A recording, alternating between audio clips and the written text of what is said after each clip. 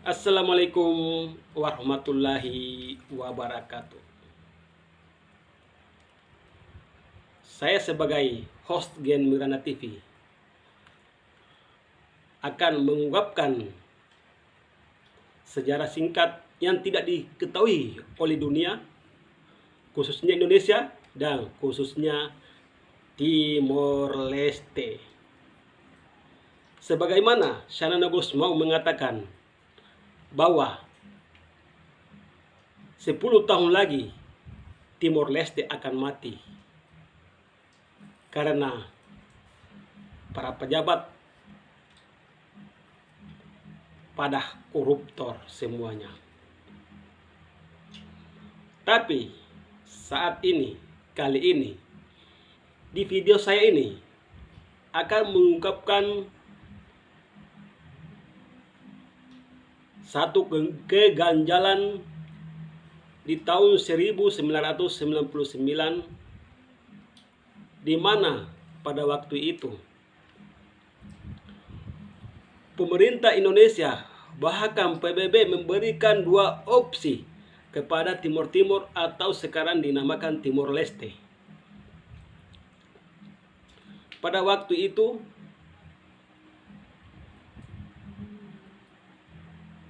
pemilihan secara singkat yaitu otonomi dan referendum, di mana otonomi bergambar dengan bendera merah putih, begitu pula referendum digambar dengan bendera CNRT. Kenapa pakai CNRT? Karena para pemimpin Fretilin pada waktu itu mereka tidak akui Fretilin karena pada waktu itu Fretilin masih berhaluan komunis, sehingga Shanana Gusmao menghentikan Fretilin, bendera Fretilin untuk mengikuti pemilihan referendum dan otonomi khusus di Timor Timur, yaitu seorang Shanana menciptakan CNRT. Dan pada waktu itu saya sebagai pelaku sejarah belum mengikuti pemilihan karena umur saya masih 15 tahun, belum cukup untuk mengikuti pemilihan pada waktu itu. Di mana otonomi yang bergambar dengan bendera merah putih nomornya nomor urut 1, referendum yang bergambar CNRT nomor urut 2. Dan sebagaimana mestinya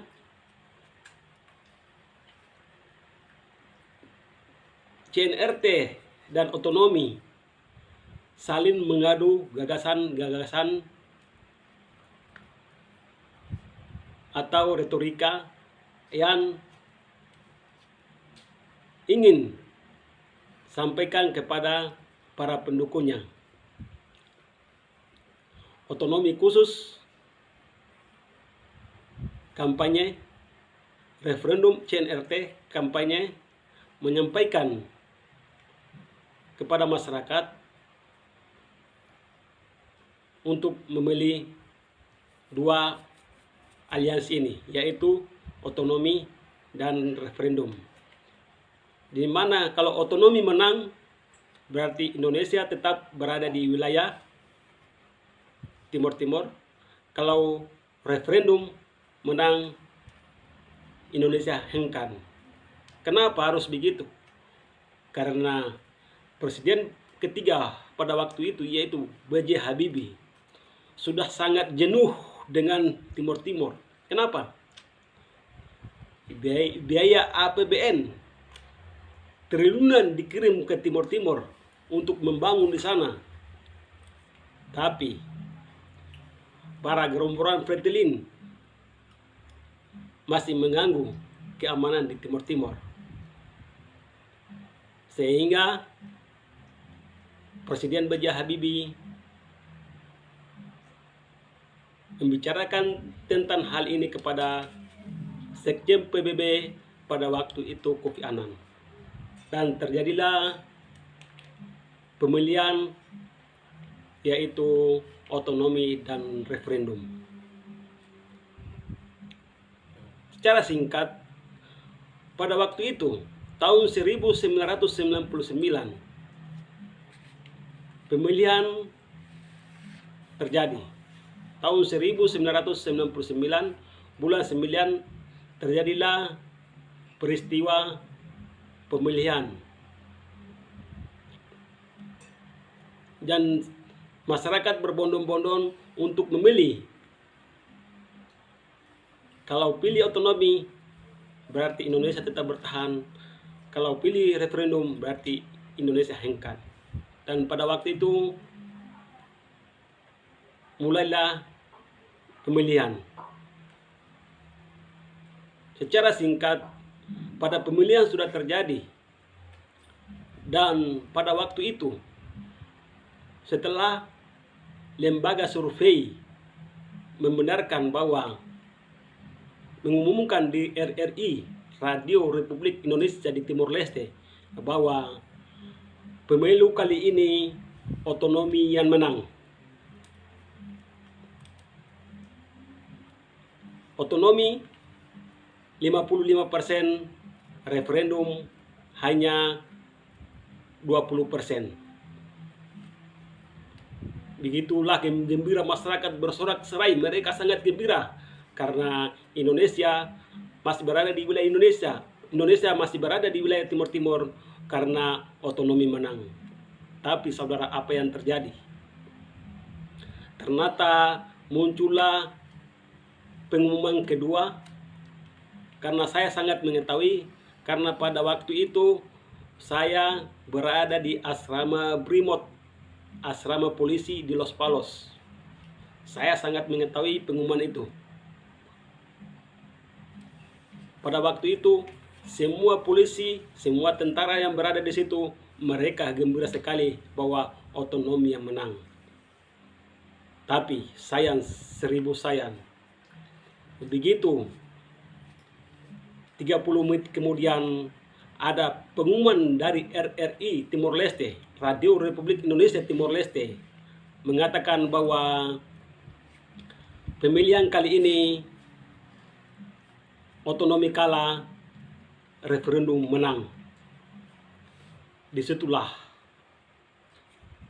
keberutulan terjadi di mana-mana. Masyarakat terbang kayak kapas, toko-toko terbakar di mana-mana, kekerasan di mana-mana. Sebenarnya kekerasan ini tidak muncul, tapi ketika pengumuman kedua bahwa referendum menang, masyarakat tidak tahu mereka harus berbuat apa. Pada waktu itu masyarakat ada yang lari ke hutan, ada yang mengungsi, dan ada yang menyempih di pinggir jalan karena sudah merasa ketakutan. Tidak ada keamanan pada waktu itu ketika RRI Timor Leste mengatakan pengumuman kedua bahwa referendum menang. Kenapa harus referendum menang, saudara? Disinilah seorang Ramos Horta, sebagaimana dia menerima Nobel Perdamaian pada waktu itu. Ramos Horta dan Uskup Belo. Dua tokoh inilah yang membantai masyarakat Timor Leste sendiri. Kenapa? Sebenarnya mereka sudah menerima Nobel Perdamaian, tapi mereka tidak mendamaikan keadaan Timur Timur. Mereka cuma hanya memikirkan diri sendiri hingga kini. Contohnya seorang Ramos Horta ingin berkuasa di Timur Leste seumur hidup. Sekarang beliau sudah umurnya hampir mencapai 90 tahun. Tapi dia tetap ingin berkuasa seolah-olah dia di atas negara Timor Leste sendiri. Kenapa Uskup Belo? Karena Uskup Belo pada waktu itu dia mencuri kotak otonomi sekitar 150 kotak. Saya kembali sekali lagi, waktu pengumuman pertama otonomi menang, pengumuman kedua menjelang 30 menit kemudian ada pengumuman lagi, yaitu referendum yang menang. Kenapa? Tapi setelah isu beredar bahwa seorang Ramos Horta telah sembunyikan kotak otonomi khusus di rumahnya,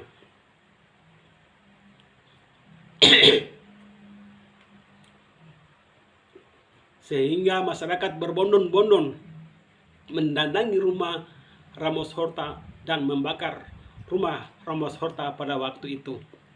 Dan ketika itu pula lah Ramos Horta diselamatkan oleh pasukan PBB, langsung diterbangkan ke Australia.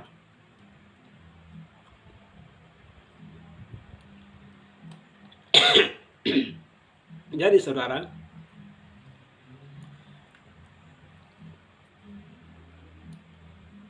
pada waktu itu yang bikin kerusuhan di Timur Timur bukan lain, bukan TNI, bukan milisi. Yang bikin kerusuhan di Timur Timur adalah Ramos Horta sendiri. Sebenarnya dia sudah menerima perdamaian di Timur untuk Timur Timur, sudah menerima Nobel perdamaian. Tugas Ramos Horta adalah mengamankan Timur Timur dan mensejahterakan ekonomi kerakyatan di Timur Timur. Tapi Ramos Horta malah membuat kerusuhan. Seandainya Ramos Horta tidak menghilangkan kotak otonomi khusus di Timur Timur sekitar lebih 150 karton atau 150 kotak, sampai kini Indonesia masih berada di Timur Timur dan Timor Leste akan berkembang bagaikan Singapura. Tapi Ramos Horta cuma hanya memikirkan kepentingan dirinya sendiri. Ini buktinya Ramos Horta berkuasa hingga akhir hayatnya. Ramos Horta kadang jadi presiden, kadang jadi Perdana Menteri, presiden, Perdana Menteri, presiden, Perdana Menteri. Ramos Horta dan Uskup Belo lah yang membuat kerusuhan, bukan milisi, bukan ABRI atau militer, bukan Indonesia yang bikin kerusuhan di sana. Hanya dua orang inilah, Ramos Horta dan Uskup Belo, yang membuat kerusuhan di Timur Timur pada tahun 1999.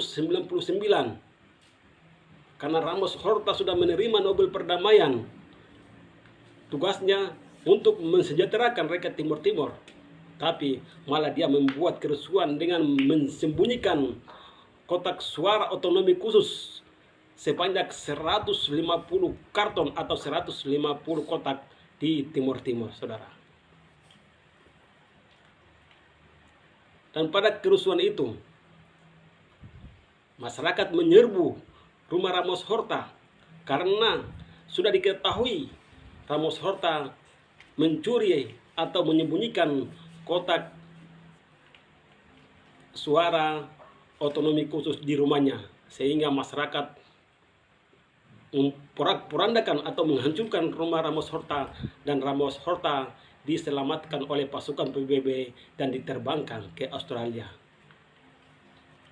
Jadi saudara, tidak ada milisi yang membunuh di Timur Timur, tidak ada militer yang membunuh di Timur Timur, tapi Ramos Horta lah yang membuat onar di Timur Timur, sehingga dia ingin sangat berkuasa.